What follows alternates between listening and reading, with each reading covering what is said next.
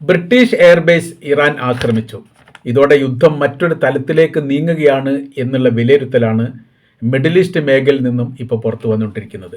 സൈപ്രസിലുള്ള ബ്രിട്ടൻ്റെ നിയന്ത്രണത്തിലുള്ള എയർബേസിന് നേരെയാണ് ഇറാൻ ആക്രമണം നടത്തിയത്. ഇതോടെ യൂറോപ്യൻ രാജ്യങ്ങളെ വേണമെങ്കിൽ ആക്രമിക്കാനും തങ്ങൾ തയ്യാറാണ് എന്ന് യഥാർത്ഥത്തിൽ ഇറാൻ പറയാതെ പറയുകയാണ്.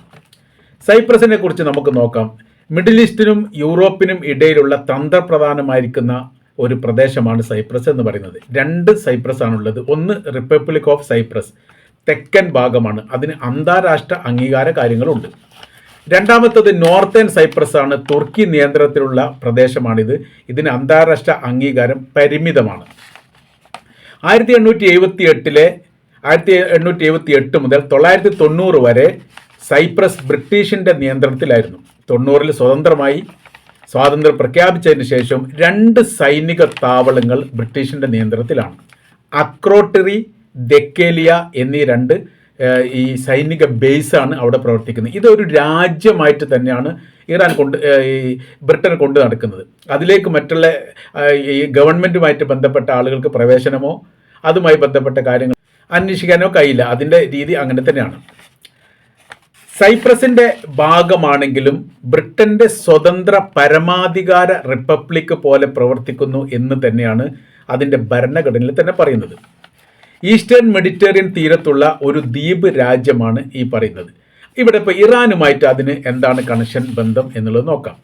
മിഡിൽ ഈസ്റ്റ് കേന്ദ്രീകരിച്ചുകൊണ്ടാണ് ഇപ്പോൾ യുദ്ധം ചെയ്യുന്നത്. ഒറ്റപ്പെട്ട തരത്തിലുള്ള ഒരു യുദ്ധം വരികയാണെങ്കിൽ സൈപ്രസിനെ കേന്ദ്രീകരിച്ചുകൊണ്ട് അമേരിക്ക ആ എയർപോർട്ട് ഉപയോഗിച്ചുകൊണ്ട് യുദ്ധം ചെയ്യും എന്നുള്ള കാര്യത്തിൽ യാതൊരു സംശയമില്ല. അതിനുള്ള കാര്യം എന്ന് പറഞ്ഞാൽ ഇറാന് നേരെ യുദ്ധം ചെയ്യുന്നതിന് ബ്രിട്ടൻ എതിരായിരുന്നു. തങ്ങളുടെ എയർപോർട്ട് കാര്യങ്ങളൊന്നും വിട്ടുകൊടുക്കില്ല എന്ന് പറഞ്ഞു. സമാനമായ രീതിയിൽ യൂറോപ്യൻ രാജ്യങ്ങൾ ഇതിനോട് സഹകരിച്ചിട്ടില്ല.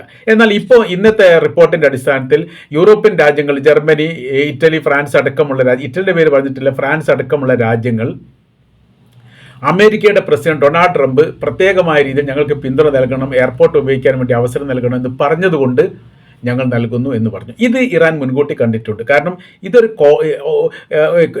കോക്കസ് പോലെ പ്രവർത്തിക്കുന്ന ഒരു രീതിയാണ്. കാര്യം എന്ന് വെച്ചാൽ യൂറോപ്യന്മാരും ബ്രിട്ടനും അറേബ്യൻ രാജ്യങ്ങളിലെ ചില രാജ്യങ്ങളെല്ലാം അമേരിക്കയോടൊപ്പം ചേർന്ന് നിൽക്കും എന്നുള്ളത് വളരെ കൃത്യമായ രീതിയിൽ അറിയുകയും പഠിക്കുകയും ചെയ്ത ഒരു രാജ്യമാണ് ഇറാൻ എന്നതിനാൽ അവർ ഈ കാര്യങ്ങളൊന്നും പ്രത്യേകമായിട്ട് പരിഗണിച്ചിട്ടില്ല, ഗൗരവത്തിലെടുത്തിട്ടില്ല.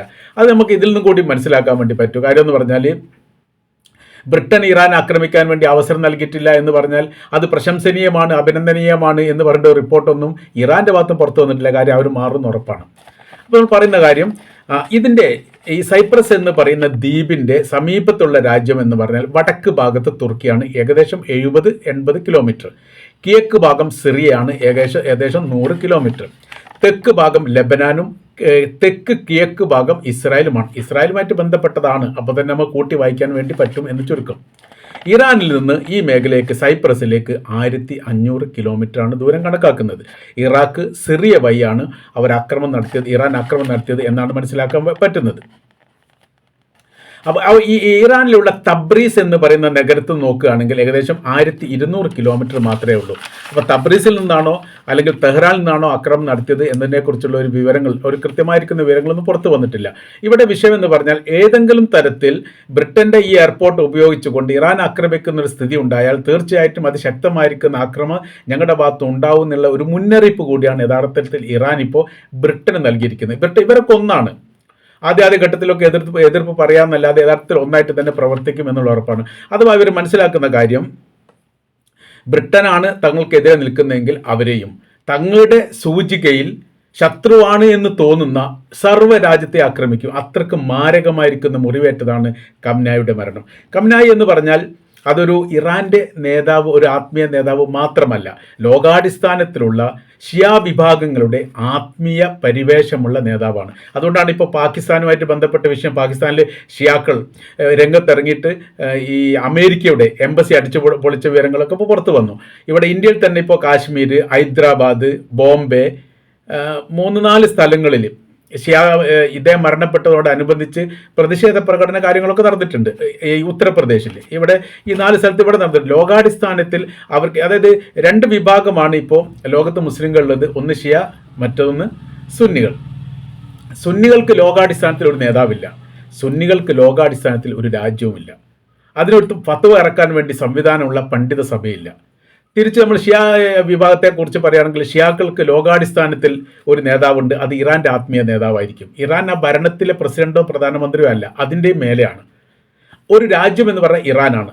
അപ്പോൾ ഈ രാഷ്ട്രമായിട്ട് പറയുന്ന സമയത്ത് ഏറ്റവും കൂടുതൽ ഷിയാക്കളുള്ളത് ഒന്ന് ഇറാനിലാണ്, അത് കഴിഞ്ഞാൽ പിന്നെ ഇറാഖിലാണ്.